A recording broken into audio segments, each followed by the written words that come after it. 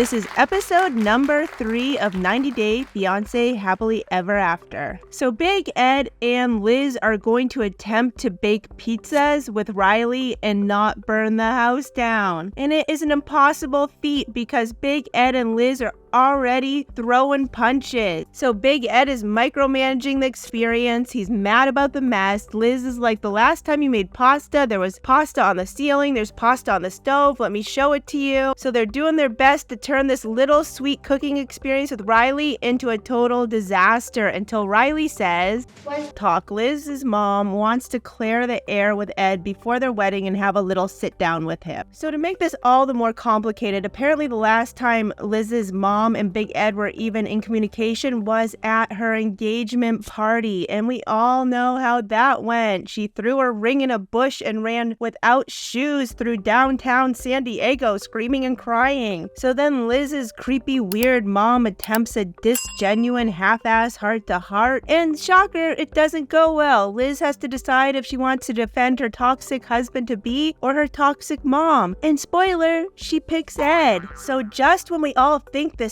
ugly wedding dress with its tacky green vines may have saved the day and Liz will finally see the light and run out of Bentonville, Arkansas with her daughter Riley. That doesn't happen because Liz walks out in a second dress that looks amazing on her. Part of the process. Jasmine says she doesn't want any more mistakes and she demands that Gino hire a lawyer. You screw my life. But oopsie, Jasmine, who also wants a brand new house and bigger butt implants and a nicer engagement ring, while Gino is unemployed, has forgotten that Gino is broke and he cannot afford a lawyer.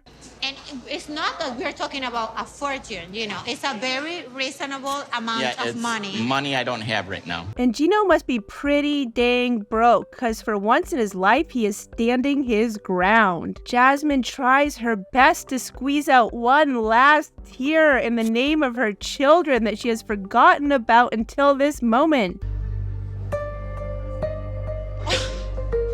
Then Jasmine, who has no money of herself because she's pumped it all in her butt and her boobs and her face.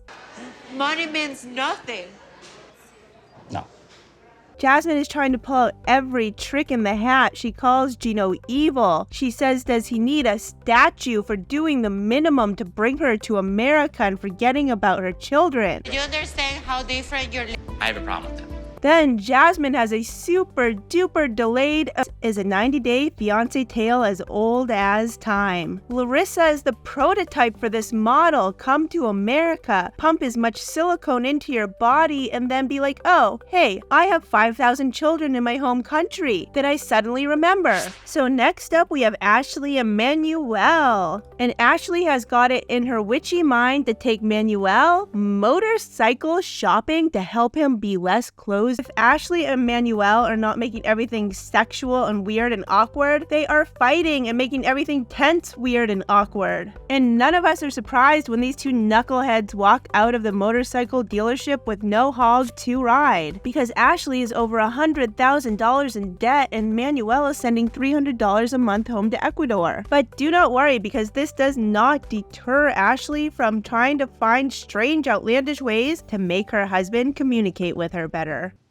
Dios mío. We are in Ashley's happy place, the witchy superstore. So I'm enlisting some otherworldly witchy help today. Ashley has brought Manuel here today to get all the ingredients to brew a special witchy nectar to spray on Manuel when she hoses him down outside their home in the cold. El facto que tú tienes una... Dile con su locura. Then we find out that Manuel is not going to brew in a warm bathtub inside. Ashley has set up a tarp under an oak tree in the cold of night and she plans to hose him down. Oh my God, ¿qué es eso? Eso no es ardilla. ¿Mapaches? Manuel barely survives a pack of raccoons as he's stripping down in the backyard to be sprayed in Ashley's witch's brew. And guys, guess what? Ashley's witch's brew bath actually works. Because as Ashley is scrubbing and hosing Manuel down, he finally confesses to her that the reason he has not introduced her to his family is that they're all strict Catholics and he is worried about what they will think of her when she says she is a witch. Bloody thorn-filled fingers says what we were all thinking. I thought it was gonna be like a love letter or something. It is a list of the ways Sophie can improve their relationship when she moves back home. It starts off with rinse the dishes before you put them in the sink. Pick up your clothes and put them in the laundry bin. Put makeup and hair products back after use. Sophie is like, yo, I didn't leave because I was messy. I left because you are controlling and you are texting other women. So Rob is asking how he is controlling when he literally just wrote Sophie a to-do list. And then she says this. How am I controlling? I encourage Do you or do you not count the toilet roll papers of how many I've used? And then Sophie is like, okay, bye, gotta go, not staying here. And just when you think you are bored out of your mind with this couple, we learn that you can indeed teach an old dog new tricks. Because Rob the Knob has went out and bought Sophie a real flower, not a roadside weed, and he has used his little to-do list notebook to write Sophie a love poem. You deserve love.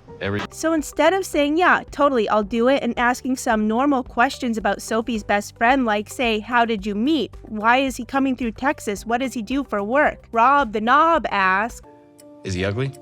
And if that wasn't enough to make it awkward and weird, Rob the Knob says this. If this dude doesn't look like Gollum, then I don't like it. Then we pop back over to Cameroon, where Kobe and Emily and their entourage are pulling up to meet Kobe's family. And they pull up and we see Kobe's family wearing the matching blueprint that Kobe is wearing. And the camera pans out and we see everyone and their mother and the entire town is here to welcome. Feels right to me.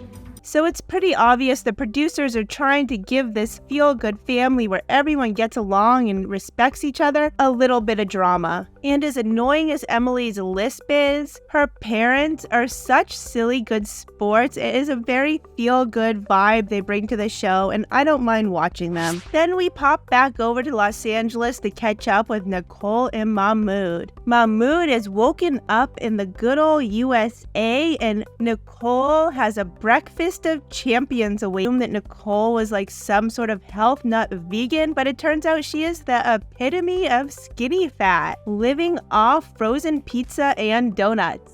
In Egypt for breakfast, we usually eat like falafel, some cheese, some eggs. Mahmoud is not buying into the whole skinny fat way of life because not only has he rejected the frozen pizza, he now rejects the donut. But we quickly learn that constant fighting and bad food cannot keep these two lovebirds from making the boom boom ever after.